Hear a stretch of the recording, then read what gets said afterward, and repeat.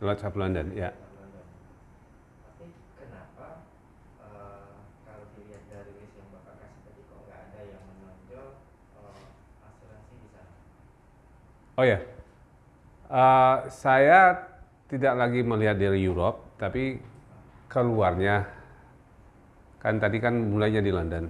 Ada pasti ada, ya kayak. Maksudnya dari list asuransi yang terbesar. Oh, tidak ada perusahaan asuransi Inggris. Ya, nggak ada perusahaan asuransi Inggris yang menonjol ya, maksudnya Di top 20, iya, betul sekali. Uh, Ya mungkin demikianlah pertama. Dulu waktu saya mulai itu banyak, ada di sana ada Royal, ada Sun Allianz dan sebagainya sebenarnya. Dan belakangan di industri asuransi itu terjadi namanya acquisition dan merger. Jadi kebanyakan perusahaan-perusahaan Inggris itu diakuisisi oleh perusahaan-perusahaan dari Amerika, dari negara lain. Di samping memang Inggris tidak bisa mungkin ya saya nggak tahu, seperti Allianz misalkan dari Jerman, Swiss dari Switzerland, ya kan. Nah, memang yang asli Inggrisnya nggak ada yang terbesar. ya nggak ada. Saya juga 12 tahun saya lihat kok nggak ada yang namanya ini dari London. Saya tahunya belajar itu emang dari London. Ya. Tapi secara ini saya nggak lihat mana nih asuransi yang dari Inggris. dari Iya. United Kingdom gitu. Ya. Dulu ada. Jadi di Indonesia yang pernah ada itu Royal, ada Sun Allianz, kemudian Royal Sun Allianz bergabung, itu saya mulai. Kemudian ada ada berapa? Commercial Union dan sebagainya. Tapi memang nggak sempat besar. Jawabannya ya mungkin mereka tidak sehebat Jerman, Swiss, Amerika dalam mengelola. Tetapi jangan lupa mereka punya Lloyd's of London. Lloyd's of London itu akumulasi dari semua itu ada di London, di Lloyd's. Ya, tidak semuanya, tapi sebagian besar. Jadi London itu, Lloyd's of London itu tetap menjadi pusat asuransi dunia. Dan semua perusahaan besar, perusahaan asuransi, semua merasuransikannya ke Lloyd's. Jadi ada bentuk reasuransi atau portfolionya. Jadi di sana ada, kita ada ketemu sama mereka, ada divisi Amerika Latin. Jadi perusahaan-perusahaan risiko-risiko dari Amerika Latin, ini divisinya di Lloyd's. Divisi dari Asia Tenggara, mereka punya. Jadi jawabannya, mereka punya Lloyd's of London yang terbesar. Mungkin secara perusahaan asuransi, tapi inovasi-inovasinya banyak di sana. Tapi tidak menjadi perusahaan global yang besar, kira-kira gitu. Tepat? Oke. Next question, Q&A. Pak. Oke, Cak, silakan.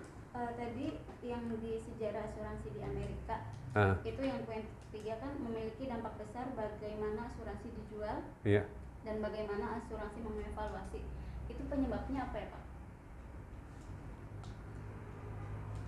Yang 3 ya? Sejarah asuransi di Amerika.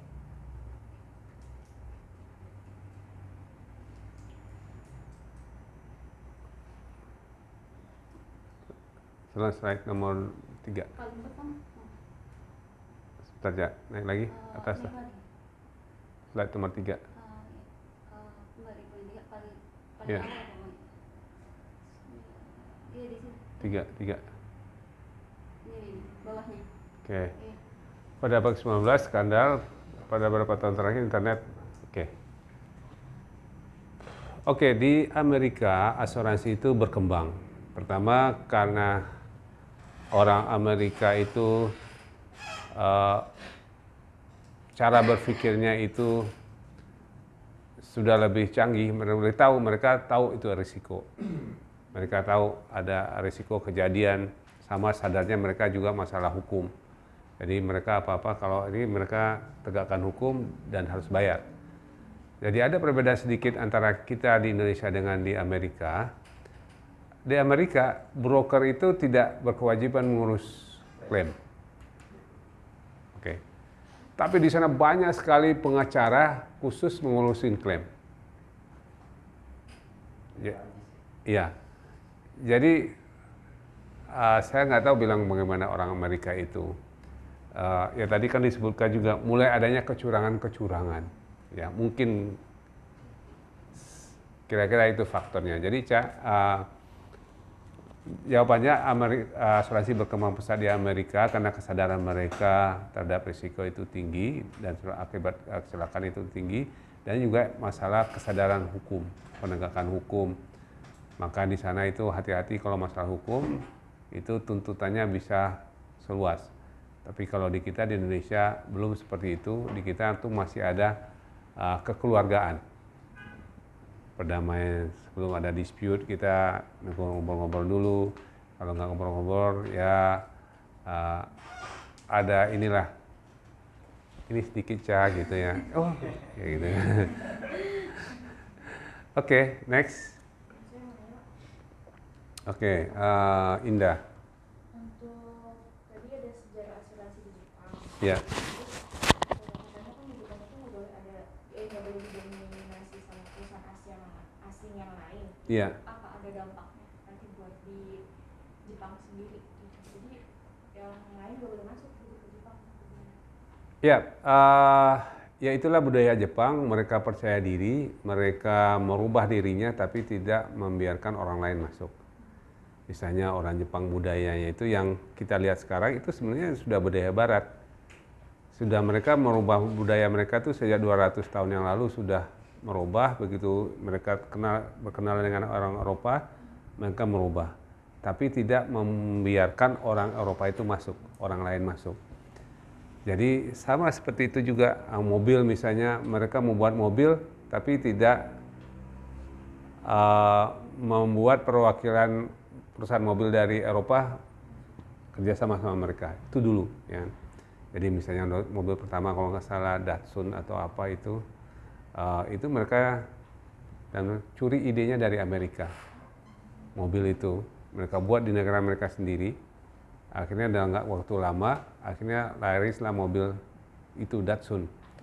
Terus orang Jepang yang di Amerika kaget, kok cepat banget Jepang bikin mobil ya? Datsun? Maksudnya gitu tuh. Secepat itu kah? Gitu. Kalau nggak salah. Jadi mungkin Datsun.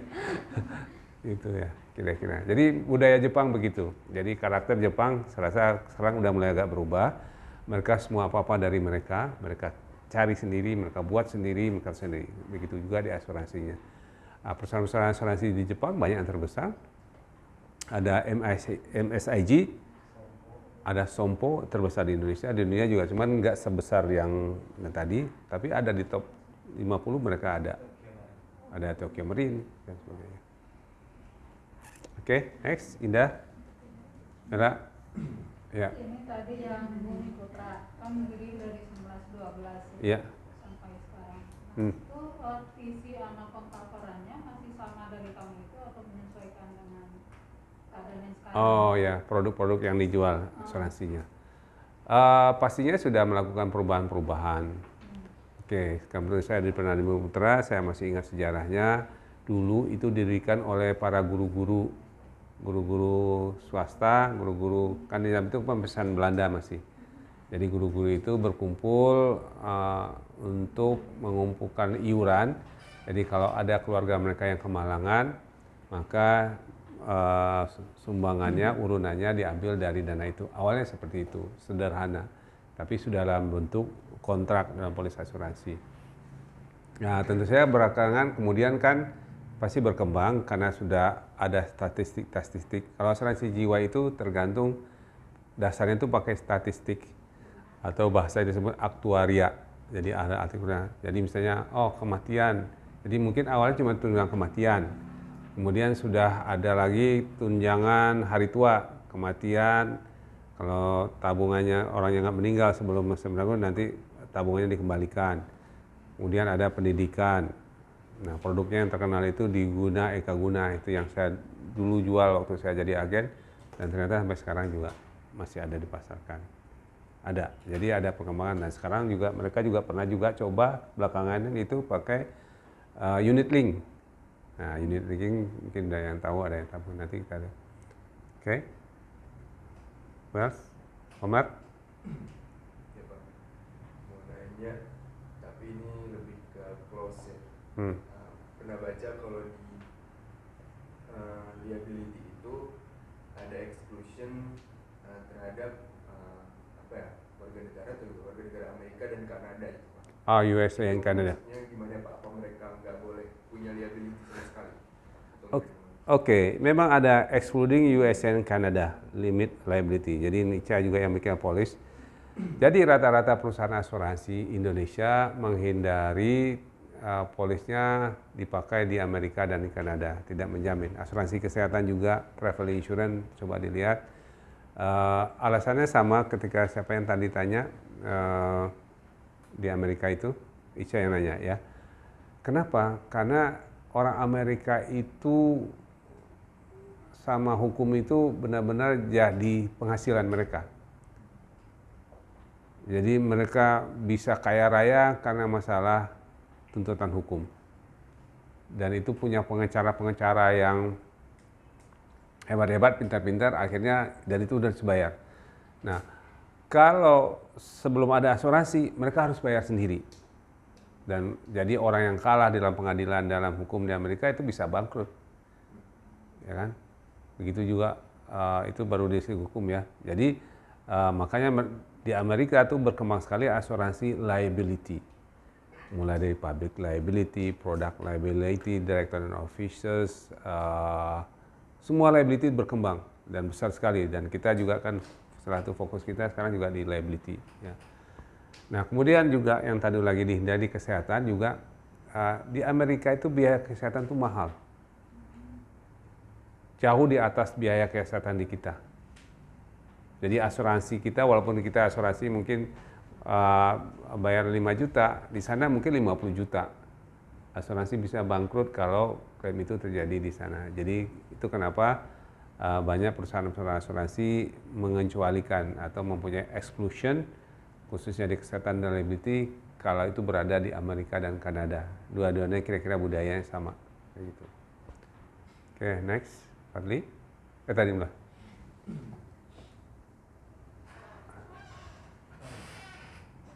Ya, Fadli silakan. Ini lebih ke asuransi untuk pribadi sih Pak. Pribadi, oke. Misalnya seandainya kita ada, misalnya kita tinggal di luar negeri gitu. Iya. Terus kita juga di sana untuk belajar, misalnya kuliah atau Iya, mahasiswa, ya. kalau misalnya kita kenapa-napa, Iya. itu layanan misalnya kita terdaftar asuransi itu yang kita klaimnya itu ke asuransi yang di sana atau yang Di sana. Indonesia? Oke. Kalau asuransi perorangan, asuransi pribadi, personal accident, asuransi kesehatan, itu sudah ada jaringannya. Jadi sebaiknya kita beli asuransi yang punya jaringan internasional. Jadi kalau mahasiswa Indonesia yang kuliah di Amerika misalnya dibeli polis asuransinya di Indonesia misalnya AIA tadi, AIG tadi, yang mereka juga punya kantor di sana. Nah, apalagi sekarang adanya daerah digital, begitu polisnya sudah ada, mereka tinggal masukin nomornya pasti sudah. Jadi nggak usah khawatir sama kayak beli asuransi travel insurance. Yang kemarin ngurusin klien kita punya travel insurance, itu bisa diklaim di mana saja negara-negara yang dia tuju. Tapi dia sebutkan di mana. Bawa kartunya, nanti klaimnya itu sudah diurus oleh jaringan dari asuransi yang ada di negara itu. Sudah ada jaringan layanannya. Oke, next, Alifa. Alfa nanya sejarah asuransi di India. Itu kan tadi katanya ada diskriminasi antara orang asing dan pribumi. Iya. Diskriminasinya itu diskriminasi seperti apa gitu? Apakah diskriminasi itu membuat hal yang maksudnya membuat hal yang fatal sampai orang asing? Gimana sih? Oh, oke. Jadi itu karena mana masih yang namanya penjajah, ya kan? Penjajah membuat apa namanya antara pribumi dengan penjajah. Jadi penjajah punya asuransi, punya premi mungkin dianggap lebih sehat, lebih kuat, preminya lebih murah. Tapi kalau pribumi, penduduk asli mau ikut suruh mahal, benefitnya dibatasin, nggak cover ini, nggak cover itu. Kira-kira gitu diskriminasinya. Jadi dari segi premi, dari luas jaminan, mungkin juga dari pelayanan. Gitu. Contoh asuransi di India itu asuransi apa ya Pak? Maksudnya ada nggak di Indonesia? Perusahaan asuransi India yang ada di Indonesia. Sehingga saya belum ada walaupun banyak pengusaha India yang ada di Indonesia, tapi mereka ada perusahaan broker cukup besar yang pemiliknya adalah keturunan India, warga Indonesia tapi keturunan. Teman-teman saya juga, mereka besar, kita sering ketemu, bisa ngobrol juga. Tapi mereka fokus mengurusi bisnis-bisnis di India, asal India. Dan dia tahu, salah satu klien kita handle, dia tahu. Ya, dia tahu ya. Oke, siapa lagi? Jadi Pak, Febi, silakan Febi. tadi kan di yang sejarah Indonesia itu yang kesimpulan sejarah Indonesia. Asuransi Indonesia ya. Iya kan itu kan ada beberapa asuransi di luar negeri sama yang ada yang di Asia kan, kesimpulannya. Nah tadi saya melihat yang pasca 1945 itu kan perusahaan asuransi Belanda mulai dinasionalisasikan. Iya. Nah itu tuh apa karena dia dinasionalisasikan karena sesuai perubahan abad atau karena ada masalah atau karena apa? Oh iya. Ya karena kita sudah merdeka, sedangkan banyak perusahaan-perusahaan asuransi yang pada saat itu didirikan sebelum Indonesia merdeka. Kan statusnya waktu itu masih milik pemerintahan Belanda atau terdaftar di Hindia Belanda. Nama Indonesia sebelum merdeka itu Hindia Belanda.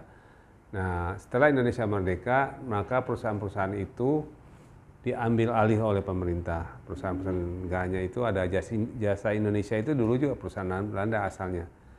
Jadi mungkin pemilik perusahaan itu sudah pulang ke Belanda, tapi dia masih punya perusahaan dan asetnya ada di Indonesia. Nah maka oleh pemerintah Indonesia diambil alih, dinasionalisasikan. Ya yang tinggal itu ya Jasindo itu asal juga dari sana berapa kali ganti nama Jiwasraya dan sebagainya. Oke, cukup jelas. Oke, Fani. Hanifah.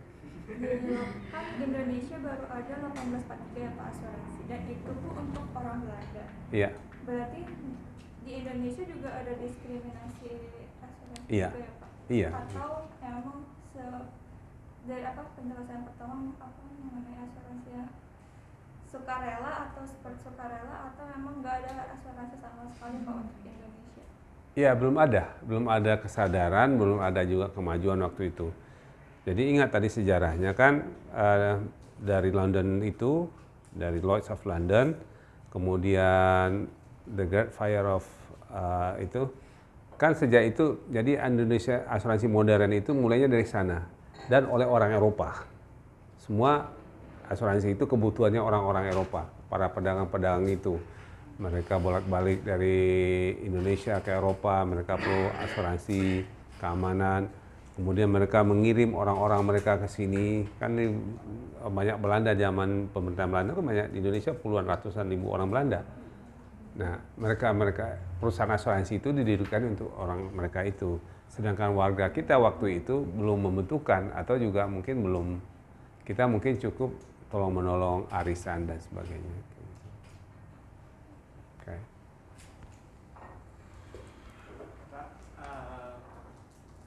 Dari semua yang disampaikan,